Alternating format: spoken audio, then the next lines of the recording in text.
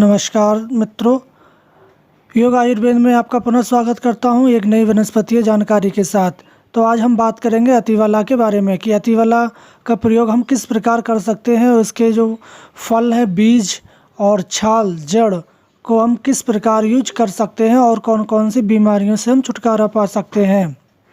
का प्रयोग कई सालों से आयुर्वेदाचार्यों ने इसका इस्तेमाल बहुत सारी बीमारियों को ठीक करने में किया था।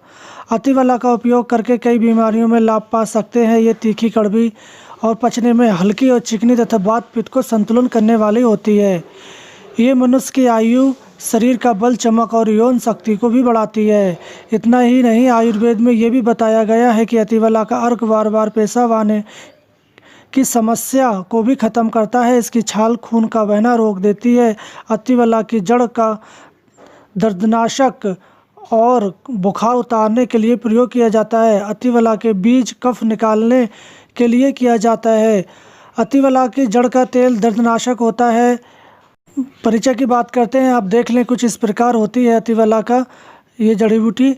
ये काफ़ी वर्षों तक हरा भरा रहने वाला एक झाड़ीदार पौधा होता है। इसके रोए कोमल और सफ़ेद जैसे होते हैं।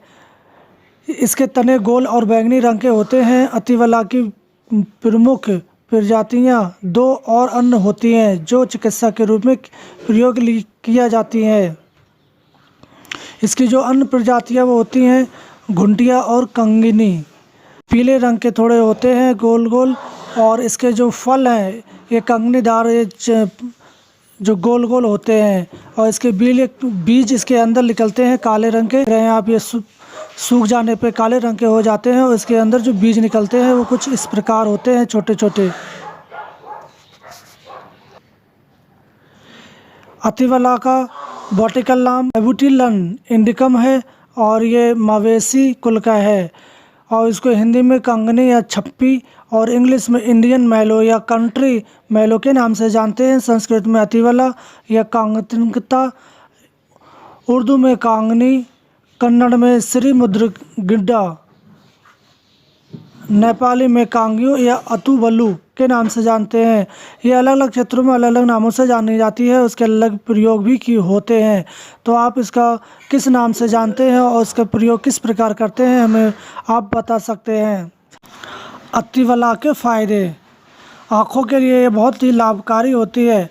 इसके पत्तों का काढ़ा बनाकर ठंडा कर लें और उससे आंखें धोते हैं तो इससे आपकी आँखों की अन्य रोग या जो भी समस्या है वो समाप्त हो जाती है। अतिवला के पत्तों का काढ़ा बनाकर गरारे या देर तक मुंह में रखकर कुल्ला करने से उसके दांतों का दर्द ठीक हो जाता है। मसूड़ों की सूजन भी समाप्त हो जाती है।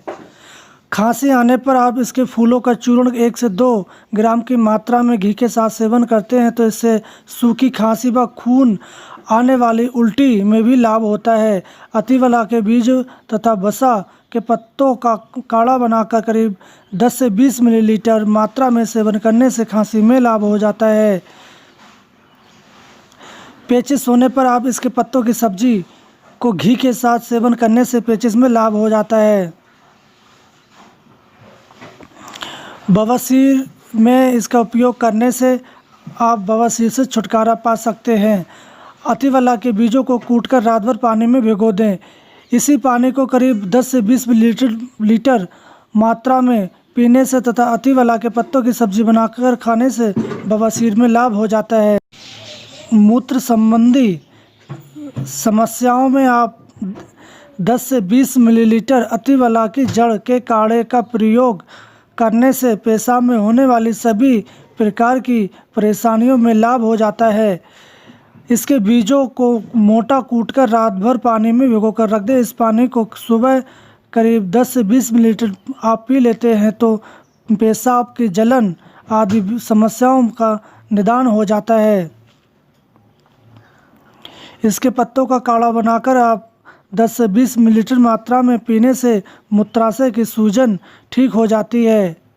डायबिटीज़ में आप अतिवला के बीज, तालमखाना, मुलैठी, वंशलोचन, सिरारस, सालिम, मुक्ता सुक्ति, इसके साथ ही प्रवाल, भस्म, वेड़ा हर्ते की शुद्ध शिलाजीत, इलायची एवं भंग भसंग लें। इन सभी को मिलाकर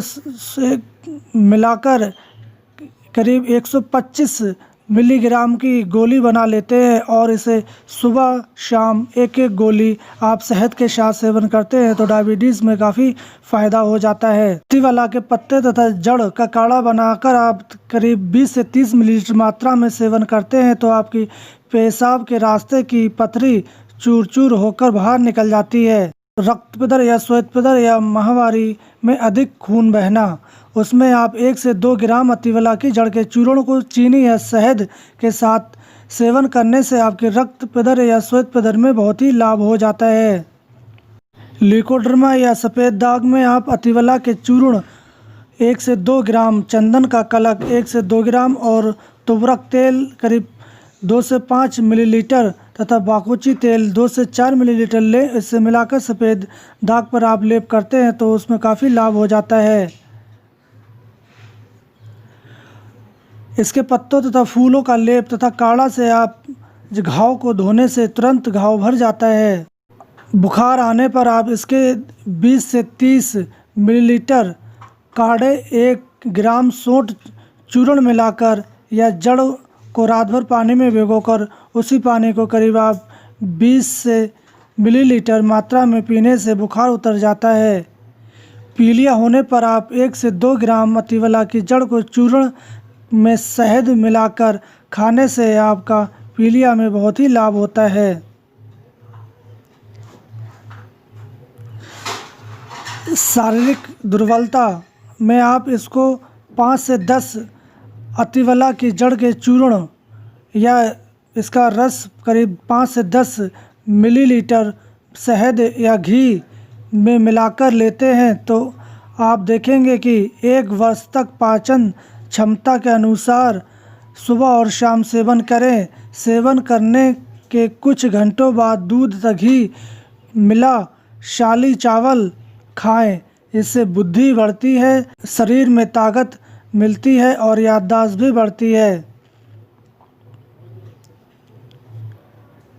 शीघ्र पतन एवं यौन दुर्बलता के लिए आप अतिवला के चूर्ण को करीब 3 से 5 ग्राम की मात्रा में मिश्री के साथ मिलाकर आप सेवन करते हैं तो आपको यौन दुर्बलता या शीघ्र पतन जैसी समस्याओं से छुटकारा मिल जाता है। ये बहुत ही शक्तिशाली औषधि है। इस अतिवला का हम प्रयोग इसके पत्ते, फल, जड़, बीज आदि उपयोग में ला सकते हैं। ये भारतवर्ष में हर जगह आपको देखने को मिल जाती है। ये रोड किनारे या खाली जगहों में आपको देखने को मिल जाती है। इसकी कुछ स्थानों पर खेती भी की जाती है। तो दोस्तों, आज अतिवला की ये बहुत महत्वपूर्ण जानकारी हम यहीं समाप्त करते हैं। अगर आपको इसके संबंध में कोई भी समस्या या शंका है तो आप हमें कमेंट बॉक्स में जाके पूछ सकते हैं। तो हम कल फिर मिलेंगे एक नई वनस्पति पौधे के साथ। तब तक के लिए धन्यवाद।